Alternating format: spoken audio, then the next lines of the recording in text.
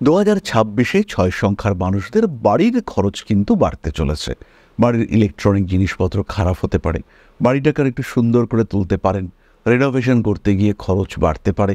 কিছু কিছু মানুষের অতিরিক্ত বিলাসিতার কারণে খরচ বাড়বে।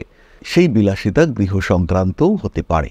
বাড়িতে একটা নতুন সোফা কিনতে চাইছেন, বাড়িতে একটা নতুন ফার্নিচার পারচেস করতে চাইছেন, প্রচুর দামি কোনো জিনিস কেনার মানসিকতা সেটা বাড়তে দেখতে পাওয়া যাবে। 2026-এ হঠকারী মানসিকতা সেটা কিন্তু আপনাকে বিপদে ফেলবে। তাই যাই করুন না কেন খেয়াল রাখতে হবে, ভাবিয়া করিও কাজ, কিন্তু করিয়া আর ভাবিও না। 2026-এ কিন্তু কিছুটা করার পরেও ভাবতে হবে, যাতে আবার সেই ভুলটা আপনি করে না ফেলেন। তার জন্য একটু প্রিকশন আপনাকে অবশ্যই নিতে হবে। রাজনৈতিক ক্ষেত্রে উন্নতির সম্ভাবনা বাড়ছে। ট্রেডিং ফিল্ডে যারা আছেন তাদের ক্ষেত্রে বেটারমেন্ট দেখতে পাওয়া যাবে। বিশেষ করে যারা ফরেক্স ট্রেড করেন তাদের ক্ষেত্রে খুব সাবধান থাকতে হবে, এবং এই ধরনের ট্রেডিং করতে গিয়ে আপনি কিন্তু বেশ বেকায়দার মধ্যেও পড়তে পারেন। ব্যবসায়িক ক্ষেত্রে ওভারঅল গ্রোথ রয়েছে।